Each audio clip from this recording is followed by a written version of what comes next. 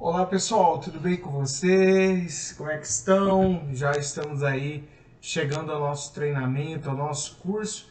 Hoje eu trouxe uma aula bem específica para vocês sobre emergência clínica. Espero que você se atualize, goste e também, né, caso tenha dúvida, pode deixar lá o seu comentário no grupo ou aqui no grupo do curso para que a gente consiga discutir isso também, tá bom? Então, eu vou trabalhar aqui com vocês hoje os destaques da diretrizes de reanimação cardiopulmonar de 2025, é a atualização mais recente da American Heart, e vamos focar nisso aqui agora com você. Então, como destaque, eu vou correr um pouquinho aqui, né? Então, ele vai trazer a introdução aos níveis, né, de consensos internacionais, de evidências, de recomendações, e eu já vou direto aqui que traz junto, novo isso também na American Heart, tópicos como ética, tá? Então existe uma ética que está sendo bastante cobrado, com princípios éticos, né? E a importância desse guideline. Então não se discutia tanto, né, essa parte ética como está trazendo 2025. Então, como você já recebeu esse material aqui no grupo do curso, quando você fizer a leitura, né, ali entre a página 4 e 5, ele vai trabalhar essa parte ética com você. Então vale salientar que a parte ética ela é um novo consenso aqui da American Heart, e caso você tenha alguma dúvida, você pode estar escrevendo aqui no grupo para que a gente, ou todos nós, possamos também diluir o teu pensamento ali no sentido de contribuir conforme a sua interpretação, conforme a sua leitura. Voltando aqui então sobre o guideline, então como principal recomendação aqui, pessoal, se você observar, as principais recomendações novas e atualizadas. Então, como resumo, vou ler aqui, ó, como resumo das questões e alterações. Uma cadeia de sobrevivência única. Então, nós tínhamos no protocolo 2020 a cadeia de sobrevivência para intra-hospitalar e extra-hospitalar, que é o APH, que é o nosso curso. Agora ela traz, ela unificou essa cadeia para melhor enquadramento, né, dentro do escopo dos atendimentos dentro dessa emergência. Então ela destina-se aplicada a parada cardiorrespiratória intra, que é intra, né, o IC aí, IH, e a PCR extra-hospitalar, adulta e pediatra. Então, ao criar essa cadeia única, reconhece-se que antes da PCR, a prevenção e a preparação podem tanto evitar a necessidade da ressuscitação como também otimizá-la. Então, diversas recomendações foram unificadas em um bloco de conhecimento dedicados a essas iniciativas, principalmente comunitárias, para melhor resposta. Então, os operadores de centrais de emergência agora recebem recomendações distintas para as instruções de reanimação cardiopulmonar em adultos e crianças, e deve orientar os socorristas leigos a usar a RCP apenas com as mãos em adultos, e a RCP convencional, que inclui ventilações em crianças. O protocolo, né, aí tem tudo isso aqui, depois a gente vai estar focando nisso. Então, a cadeia de sobrevivência na PCR. Então, o que é novo aqui no intra-hospitalar, né, com essa cadeia de sobrevivência? A implementação de reuniões rápidas de segurança para melhorar a percepção situacional em cenários envolvendo pacientes hospitalizados de alto risco e mitigar o agravamento das lesões e reduzir as taxas de PCR. Então, essa é a nova cadeia de sobrevivência para adulto, né? Então, primeiro elo aí, né, que nós tínhamos, eram 5 elos, agora nós temos 6 elos. Então, reconhecimento e ativação da equipe de emergência, RCP já com alta qualidade, uso do desfibrilador, já os manejos avançados, ali via aérea avançada, medicações, os cuidados pós e a recuperação e a sobrevivência. Então, qual foi o motivo dessa mudança? 2 projetos de melhoria de qualidade, multicêntricos e observacionais, que implementaram um conjunto de medidas de PCR, incluíram as reuniões rápidas, segurança, e isso foi trazendo, né, melhor desfecho ali, com essa incorporação que a gente chama do briefing clínico. Então, se você observar aqui, ó, a incorporação do briefing clínico imediato e tardio é aceitável, pode identificar as oportunidades que vai aprimorar o seu sistema dentro do seu escopo, dentro do seu trabalho ali. Então, o motivo desse briefing é de trazer na evidência do guideline, que analisaram esses briefings, empregaram métodos imediatos e alguns tardios, e mostrando, né, que ambos oferecem uma vantagem ali no manejo dos pacientes. E no extra-hospitalar, pode ser benéfico que um profissional habilitado em suporte avançado esteja presente durante a ressuscitação com vítima em PCR extra-hospitalar. Então, ele diz que pode, né, ser benéfico. Então, assim, ainda não traz a clareza, né, mas sabemos que o uso de suporte avançado ali, principalmente na emergência, há uma chance de sobrevida desse paciente. Então, como critério, é aceitável assegurar os serviços de emergência que dispõem de uma equipe suficiente para manejo ali específico, né? Então, qual foi o motivo dessa mudança, dessa recomendação que você tenha ali o suporte avançado de vida? É que os estudos eles demonstram, né, essa otimização da PCR no extra-hospitalar, que requer uma equipe com tamanho e suficiência, né, de conhecimento, de equipamentos, para as funções vitais e treinamento para manejo avançado. Então, lembrando, aqui com você, o que é um suporte básico e suporte avançado na PCR? Suporte básico, eu avalio ausência ou não de pulso, já inicio imediatamente a RCP, uso o desfibrilador, se estiver próximo, aciono a equipe de suporte avançado e eu mantenho ali o paciente em compressões. 30 compressões para 2 ventilações durante 5 ciclos. A cada 5 ciclos, que vai dar uma média de 2 minutos, o que a gente faz? Reavalia o pulso, né? Então, checo o pulso, eu tenho um limiar de 10 segundos no máximo, para interpretar o retorno espontâneo dessa circulação e já iniciar com a minha equipe ali as novas compressões, mais 5 ciclos de 32, falando de adulto aqui, tá bom, gente? Já em criança, eu posso fazer 10 ciclos, 15 por 2, se eu estiver sozinho, 5 ciclos, 30 por 2, ok? Então, já recém-nato muda, é 3 por 1, então assim, a gente vai trabalhar mais adulto aqui. A outra situação é suporte avançado, que daí tem o profissional médico, tem o profissional enfermeiro, tem o técnico de enfermagem ali. Então, o enfermeiro pode intubar, então nós temos curso, né, específico de intubação com supraglótica.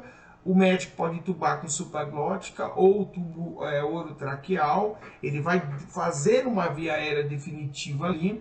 O risco da supraglótica, pessoal, para nós enfermeiros, ou porque eu tenho uma dificuldade, ou porque às vezes o médico está com uma dificuldade de intubar o paciente com tubo orotraqueal, risco de broncoaspiração com a supraglótica, né? Então depois vai ter que ser substituído, mas é um manejo rápido, eficiente, e aí você vai fazer uma ventilação a cada 6 segundos e você ir fazendo 2 minutos ali de compressões ininterruptas, ok, gente? Então, reanimando de 100 a 120 compressões minuto, dá uma média de 2 por segundo, uma profundidade de 4 a 5 centímetros em criança, 5 a 6 centímetros no adulto, como referência, né, ali 1/3 do tórax, de 1,5 a 2,5 polegadas. Tranquilo, pessoas? Voltando aqui a nossa apresentação aqui do guideline. Então, vou correndo aqui para vocês. Ele vai trazer aqui a melhoria na reabilitação após parada. Então, o uso do sistema integrados que avaliam pacientes antes da alta, que já é intra-hospitalar. Ele vai trazer aqui o guideline, a vida neonatal também. Ele traz aqui, pessoal, a ressuscitação neonatal. Depois você dá uma olhadinha aqui, o que é Gaspen, né, as frequências cardíacas, a saturação. Então aqui a gente não vai manejar aqui para o recém-nascido, mas tem aqui o guideline específico da cadeia de cuidados com o recém-nato, beleza, pessoal? Não é objetivo aqui do nosso curso, beleza? Seguindo aqui os destaques, né? Obstrução, uma das coisas que a American Heart trouxe, pessoal, dentro do suporte também de vida em pediatria. Para bebês, o socorrista deve comprimir o externo com a base de uma das mãos. Olha só, gente. Isso aqui que teve mudança, tá bom? Então, antes nós fazíamos com 2 dedos, né? Então, hoje, né, é sabido de todos aí que nós fazemos com uma das mãos. Então, foi evidenciado que fazer as compressões com os 2 dedos não foi efetivo. Então, eu uso realmente ali, né, como vocês estão acompanhando aqui na leitura, uma das mãos, ou usando a técnica de 2 polegares com a mão, desde que a sua mão circunda o tórax inteiro. Então é só beber, tá bom? E se o socorrista não conseguir envolver fisicamente o tórax com as mãos, recomenda-se comprimi-lo com a base de uma das mãos, respeitando aqui, ó, 2 polegadas, que vai dar uma média aqui, pessoal, realmente de 4 a 5 centímetros. Também, outra coisa importante aqui na pediatria, a obstrução de via aérea. Então, eu não trazia essa recomendação, agora trouxe, né, esse manejo das vias aéreas. Então, para criança, o que foi atualizado? Com obstrução de via aérea por corpo estranho, que é o VASE grave, deve ser realizado ciclos repetidos de 5 golpes nas costas, que é a famosa tapotagem. E você vai alternar isso com 5 compressões abdominais. Aqui ele não traz mais a técnica de Heimlich, ele não usa mais o nome Heimlich em 2025. Mas é o Heimlich, é a compressão abdominal, que você vai fazer a compressão, fazendo um J, apertando ali os músculos respiratórios contra os pulmões, e até que o objeto seja expelido, ou a criança fica inconsciente, né? Então aí já checa ali pulso, vê se não evoluiu para uma PCR, e é isso. Então muitas vezes as obstruções, né, por vias aéreas por corpo estranho são aliviadas orientando a vítima a tossir. Então se ela consegue tossir, está passando, né, ali o ar, e é isso. Então isso que foi atualizado. Então para bebês com ováce grave deve ser executado ciclo repetido de 5 golpes nas costas, comprimindo alternando sempre com as compressões abdominais. Beleza, pessoal? Então, atualizando para vocês aqui. Principais recomendações novas já agora em adulto, tá bom, gente? Em adulto, ele traz que a RCP precoce de alta qualidade e a desfibrilação imediata são as intervenções mais importantes. Por quê? 70% a 80%, aí, ou quase uma média de 80% das PCRs são ritmos chocados. Então, se você tem o desfibrilador, estou falando no básico, né? Então, o suporte básico é o desfibrilador. O suporte avançado, onde eu já consigo monitorar e vou fazer a cardioversão. Então, qual a diferença do desfibrilador externo automático para a cardioversão? Cardioversor, quem monitora, quem realmente usa o cardioversor, que tem que passar ali, fazer uma tricotomia muitas vezes, tem que passar o gel para condutor de energia, para impedância torácica, é o profissional médico legalmente habilitado no Brasil. O DEA, que é o desfibrilador externo automático, qualquer pessoa que tenha treinamento do desfibrilador para vocês, tá bom? Nós vamos levar o DEA Trainer para você ter essa percepção lá no curso também. Então, na PCR adulto, o socorrista deve executar compressões torácicas com os pacientes de uma superfície firme. Então, isso já a gente, né, já sempre usou, com o tronco aproximadamente ao nível dos joelhos do socorrista. Ao administrar a ventilação do paciente adulto em parada respiratória, é aceitável que o profissional de saúde administre uma ventilação a cada 6 segundos ou 10 ventilações por minuto. Isso já para uma via aérea definitiva, ou, né, você conseguiu ventilar o paciente ali através de uma supraglótica. A RCP em adultos obesos que estão com PCR deve ser administrada da mesma forma que os pacientes não obesos. Então, não há aqui uma divergência quanto ao peso do paciente. Tá? O uso de dispositivos mecânicos não é mais recomendado. Tá? O adulto com ováce grave deve ser executado também 5 golpes nas costas com 5 compressões, assim igual a criança, tá bom, gente? Até sair. Outra coisa aqui importante, deixa eu ver aqui, manejo de via aérea, né? Então, no caso de adultos com trauma na cabeça e no pescoço, se não for possível abrir a via aérea, com a anteriorização da mandíbula, uma manobra de jaw thrust ou chin lift, e a inserção de equipamento ajudante de via aérea, os socorristas treinados devem abri-la realizando a inclinação da cabeça, ou seja, chin lift, olha só, mudou aqui.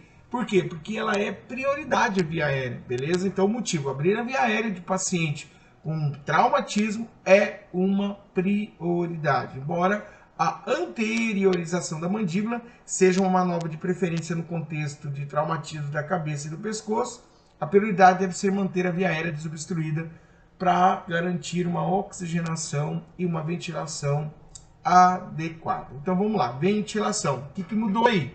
Falando de adulto, ao administrar ventilações em pacientes adultos em PCR, é aceitável fornecer um volume corrente suficiente para produzir uma elevação visível do tórax. Então, a hora que você ventilar no dispositivo bolsa-máscara, você tem que ver o tórax expandindo, beleza, gente? Está aqui a recomendação, beleza? E evitar a hiperventilação aqui, porque aumenta dióxido de carbono e é deletério, fechou? Relação com pressão-ventilação, então é aceitável que os profissionais leigos e profissionais realizem ciclos de 30 compressões para 2 ventilações, beleza? Tranquilo, gente? Por exemplo, via aérea supraglótica ou tubo endotraqueal, aí eu não faço 30 compressões, tá bom, gente? Aí eu vou fazer ininterrupto e uma ventilação a cada 6 segundos. Aqui, então, é importante você observar que os manejos de 2025 mudaram poucas coisas, mas olha a importância da gente ler o conteúdo. Seguindo aqui, então, para a nossa apresentação, para não ficar muito longo aqui o nosso vídeo. Então, vamos lá. Verifique a segurança do local, falando do algoritmo de Ovace, obstrução de vias aéreas. Se há sinais de Ovace, fraqueza, né? Na ausência de tosse, incapaz de falar, alteração da cor, tá cianótico, começa a ter um estado mental alterado e está em apneia, incentive a tosse, continue verificando. Acione já o serviço de emergência, se você o serviço de emergência está no local ali, né? Se ele está consciente, então vai executar as 5 compressões com as 5 tapotais ali, vai repetindo até que o objeto seja expelido. Se ele está inconsciente, caído no chão, inicia as compressões, né? E ir ali, né, na região, só comprimir a região abdominal, beleza, gente? No ângulo aí de 45 graus, apertando as vísceras em relação ao tórax, beleza? Técnicas alternativas de PCR, deixa eu ver principais, administração de medicamentos, já falamos aqui da Ovace, a bebês e crianças, ok, seguindo aqui, suporte avançado em pediatria, vamos pular a pediatria aqui com vocês, e vamos falar de suporte avançado em adulto. Então, deixa eu achar o guideline aqui, deixa eu ver o que a gente tem de melhor. Algoritmo dos cuidados pós-parada. Volta aqui, cuidados pós-parada, adjunto, volta. Tá. Acesso vascular. Então, lá recomenda-se que os profissionais de saúde tentem primeiro estabelecer um acesso intravenoso, se não, intraósseo. Lembrando que a gente tem depois treinamentos aqui. Então, o acesso intraósseo é aceitável se as tentativas iniciais do acesso intravenoso não forem sucedidas, tá bom? Então a gente tem aí hoje só um profissional enfermeiro ou profissional médico, né, o enfermeiro que tenha habilitação aqui, tem que ter curso prático, então nós temos esse curso prático também, beleza? Isso é recomendação ali. Sobre medicação, gente, os vasos não vasopressores para adulto, uso de beta-bloqueadores, bretilínio, procainamida, satalol ou para fibrilação. Então, assim, vai ser o manejo do médico ali, beleza? Deixa eu ver se tem mais alguma coisa aqui. Cardioversão sincronizada, ele mudou bastante. Vamos lá. Só um pouquinho. Deixa eu ver se tem mais alguma coisa aqui para vocês seguir a gente aqui. Basicamente, ele vai falar as principais recomendações. Exacerbação vai falar sobre asma, DPOC também. Aqui vai falar da PCR durante a gestação. Beleza, gente? Então é importante aqui. Vai falar também sobre a hipercalemia, a hipotermia, por isso que a gente evita a hipotermia. Cuidado aqui, beleza? Vai falar de overdose sobre opioides. Então dá uma lida aqui na página 21 sobre opioides também. Importante, tá bom, gente? Então, importante aqui. Deixa eu ver se eu tenho consciência, educação, realidade virtual. Então, basicamente, gente, o American Heart ela traz para você ler. Eu acho importante você trazer, você ler o conteúdo. São 25 laudas aí que eu enviei, um resumo da American Heart, para que você consiga também ir para o curso aí com essa base. E qualquer dúvida, estou à disposição, tá? Então, as técnicas de reanimação a gente vai levar os manequins. Só para a gente, né, nivelar vocês ali. É claro que a gente não vai ficar focando ali em reanimação, mas para quem nunca fez ou porventura alguém tenha um pouco de dificuldade, dúvida ali, a gente tem um tempo ali do curso, no primeiro dia de aula lá, para trazer para vocês. Beleza, gente? Então, obrigado aí pela presença de você e até a próxima aula, até o próximo vídeo. Valeu!